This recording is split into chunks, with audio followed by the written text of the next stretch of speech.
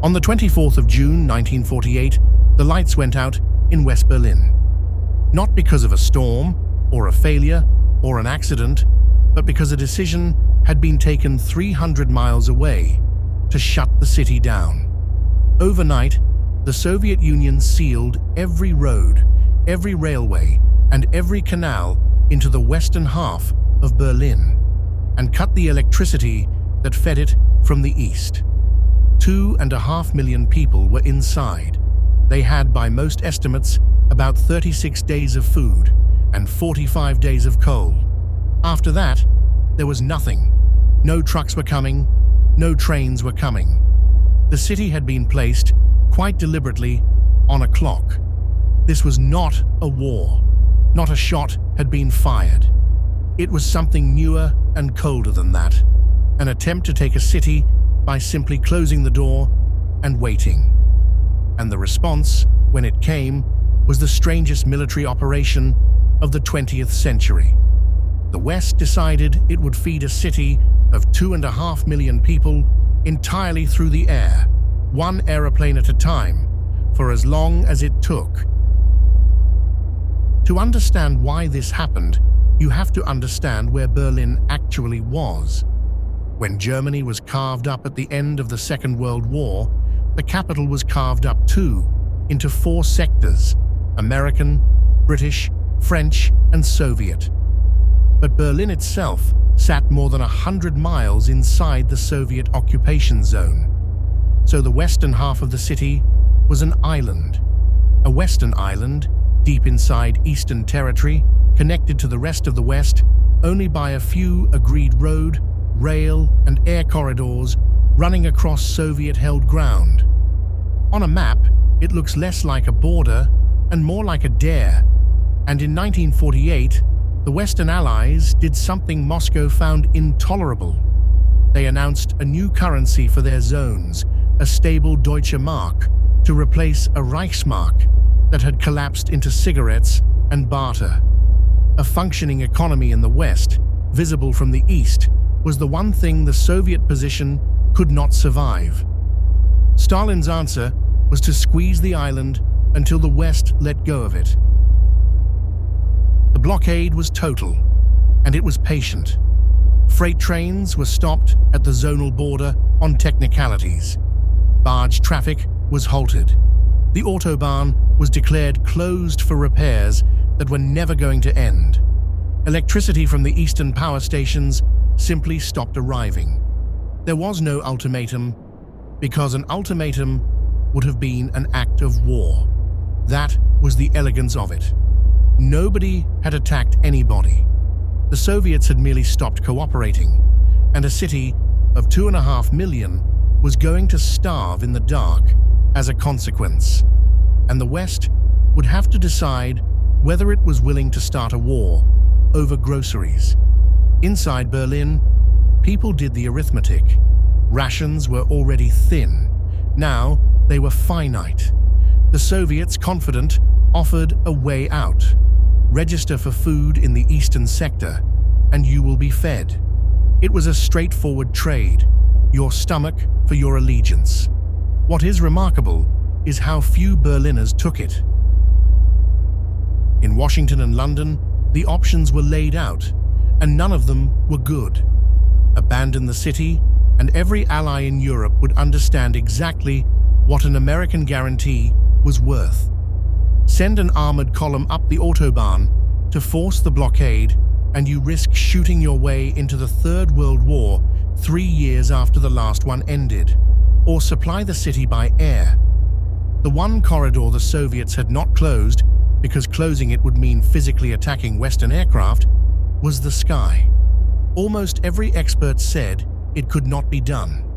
Berlin needed something on the order of 4,000 to 5,000 tons of supplies every single day: food, medicine, and above all coal, because a city freezes before it starves. Nobody had ever delivered anything at that scale by air, anywhere, ever.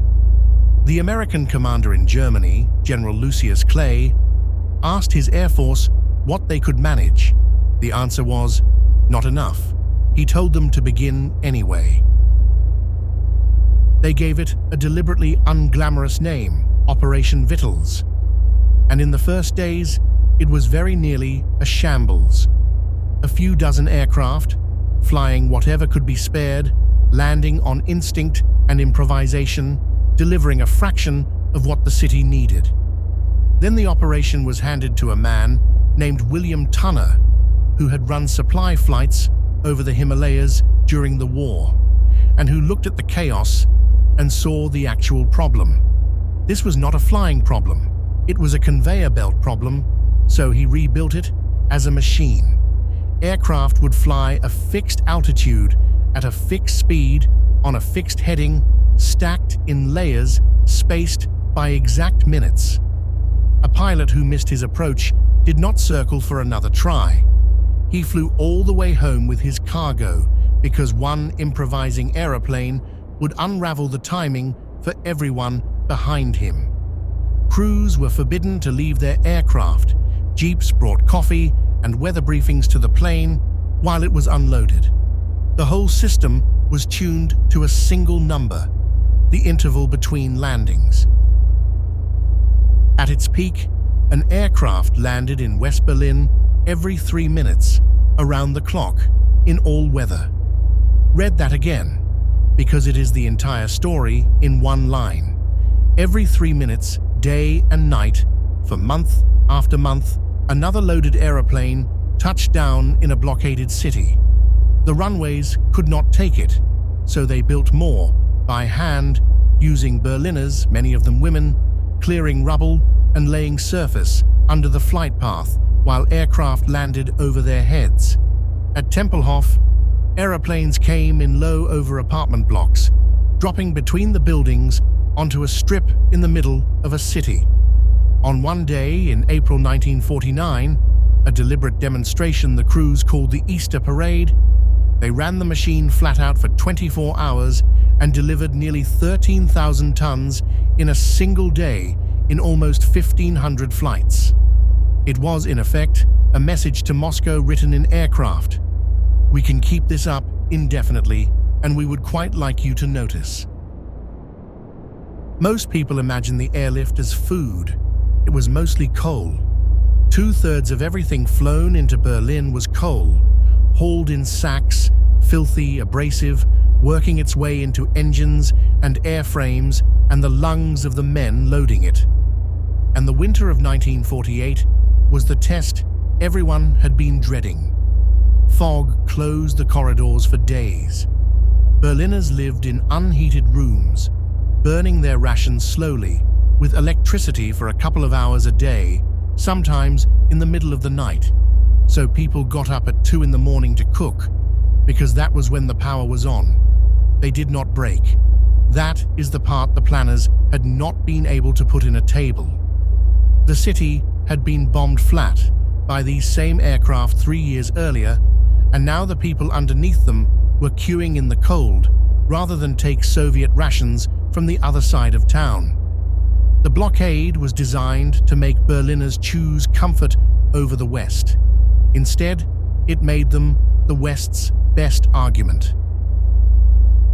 The image that survived, though, was made by accident, by a pilot named Gail Halvorsen. Standing at a fence at Tempelhof, he met a group of children who asked him nothing, no begging, no requests, and he was so struck by that restraint that he gave them the 2 sticks of gum in his pocket and promised to drop sweets from his aircraft the next day. They asked how they would know which plane was his. He said he would wiggle his wings. And the following afternoon, he came in over the fence, rocking a 4-engine transport side to side, and handkerchief parachutes carrying chocolate fell into the rubble. He expected to be disciplined. Instead, it became policy. Operation Little Vittles, and eventually more than 20 tons of sweets came down over Berlin under tiny parachutes, much of it donated by American schoolchildren and candy companies. It sounds like sentiment. It was also, in the coldest strategic terms, extraordinarily effective. An occupying air force that had firebombed this city was now the thing its children ran to watch. By the spring of 1949, the arithmetic had turned. The blockade was supposed to take weeks. It had lasted nearly a year. The airlift was delivering more into Berlin than the railways had before it started, and a Western counter-blockade was quietly strangling the Eastern Zone's own industry. Moscow had achieved the exact opposite of its aim. It had welded Western Europe together and handed Washington the moral argument of the century. On the 12th of May 1949, the Soviets lifted the blockade. The barriers went up, the first convoy rolled down the Autobahn, and the lights came back on. The flights did not stop. They continued for months, building a stockpile in case the door ever closed again. The final numbers are difficult to hold in your head. More than 270,000 flights, over 2 million tons delivered. And a cost? 70-odd men killed in crashes across the operation, flying supply runs in fog into a city in peacetime.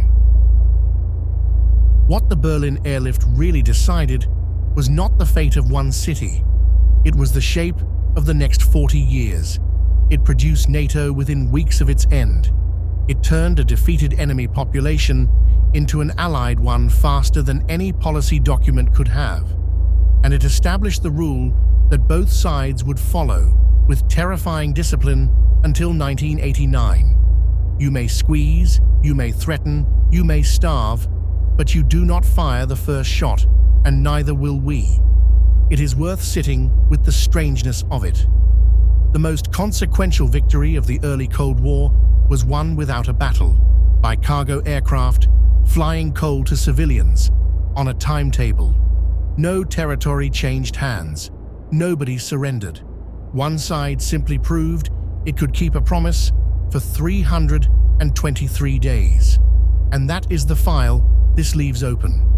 When the next door closes somewhere, and it will, is anyone still willing to hold a city up in the air for a year? If you want the secrets of the last century brought into the light, subscribe to Cypherglass. We are decrypting the 20th century, one file at a time.